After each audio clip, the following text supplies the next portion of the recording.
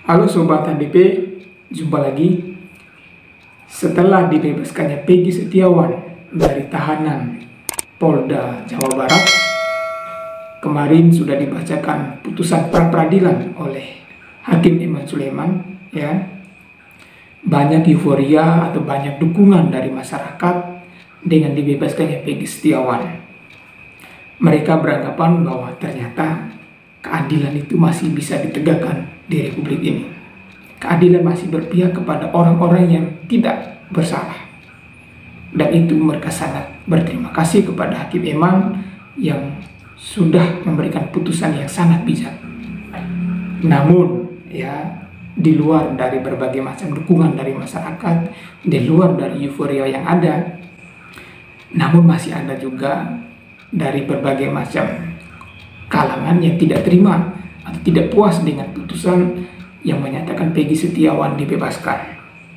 Dan kabarnya hakim yang kemarin pimpin sidang pra-peradilan, Hakim Iman, akan dilaporkan oleh segerombolan orang yang mengatasnamakan dirinya itu sebagai praktisi hukum. Ya, sebut saja pengacara terkenal yaitu Abang Rasman Nasution. Ya Sobat HDP sekalian yang saya hormati, kalau kita melihat di berbagai macam acara di televisi, kita melihat pernyataan dari Abang Rasman ini, ya kalau saya melihat terkesan sangat vokal dan mendukung salah satu instansi tertentu. Ya, saya tidak tahu maksudnya apa. Ya, ada apa di balik ini semua saya tidak tahu. Pernyataannya itu selalu menyudutkan Peggy Setiawan. Ya, di kesempatan lain beliau mengatasnamakan dirinya itu adalah advokat independen, tidak berpihak kemanapun. Tetapi di segala pernyataannya itu selalu menyudutkan Peggy Setiawan. Ini kan aneh.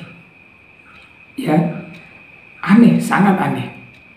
Nah, setelah Peggy Setiawan dinyatakan tidak bersalah atau dinyatakan bebas oleh Hakim Iman, dan saatnya Hakim Iman yang ditekan, yang diserang, dan bahkan akan dilaporkan kepada Komisi Yudisial. Bang, itu hak abang akan melaporkan Hakim Iman ke KY. Itu hak konstitusional abang yang dijamin oleh undang-undang. Tapi satu hal,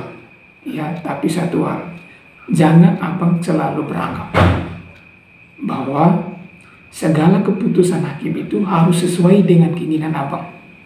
Tidak bisa begitu. Ya, kenapa? Karena hakim sebelum mengambil putusan itu berdasarkan data, berdasarkan fakta, berdasarkan bukti-bukti yang dihadirkan dalam persidangan. Ya, hakim juga berdasarkan pertimbangan dan keyakinan hakim. Tidak sembarangan.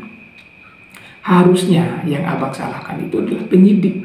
Kenapa pada saat agenda sidang, pada saat peradilan kemarin, ya, pada saat agenda pembuktian, mereka tidak menghadirkan saksi fakta? Hadirkan dong saksi fakta yang selama ini memberatkan Peggy Setiawan.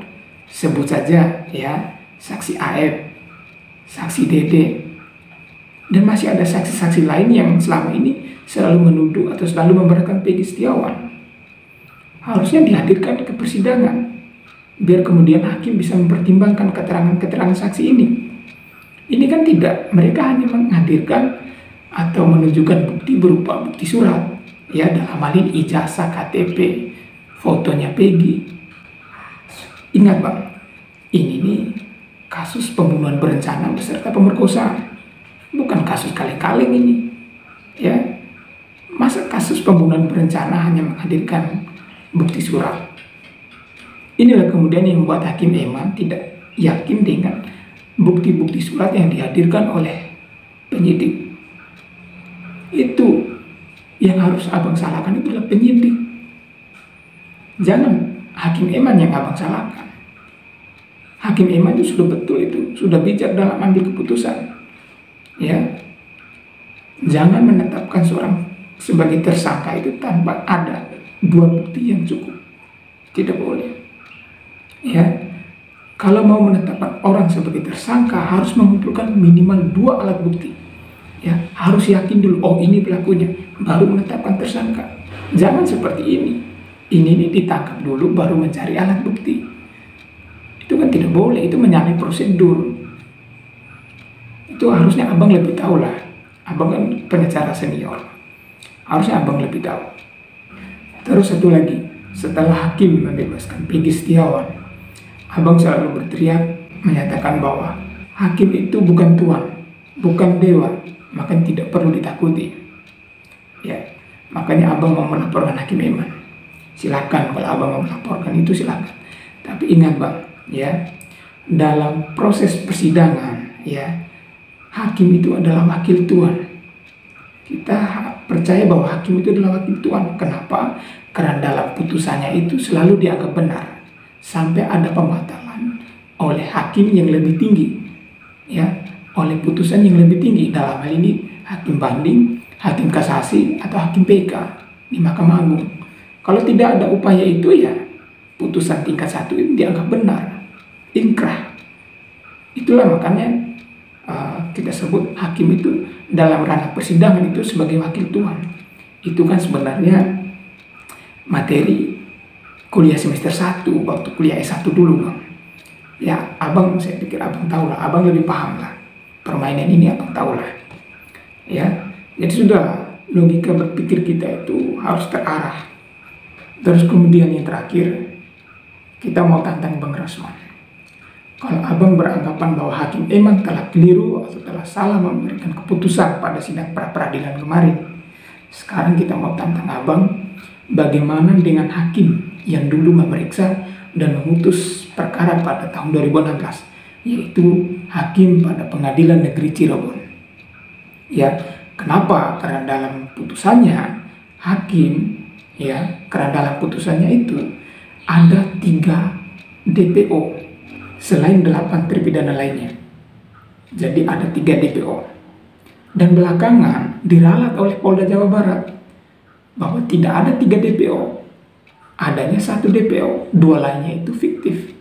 Berarti bisa diambil kesimpulan, ya, kalau kita mengikuti cara mainnya Polda Jawa Barat, berarti kalau 2 DPO-nya adalah fiktif, berarti di putusan hakim pada Pengadilan Negeri Cirebon itu juga fiktif. Ya, ketika putusannya fiktif, berarti hakim-hakim ini sudah salah dalam memberikan putusan. Nah, terhadap hakim-hakim ini, abang diam saja. Ya laporkan juga dong. Biar adil, abang juga harus melaporkan. Tidak hanya Hakim Eman.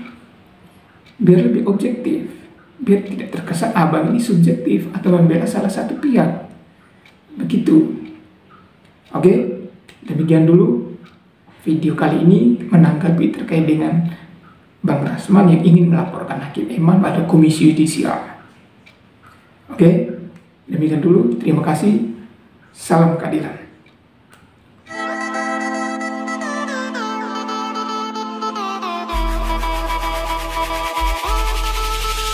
We'll be right back.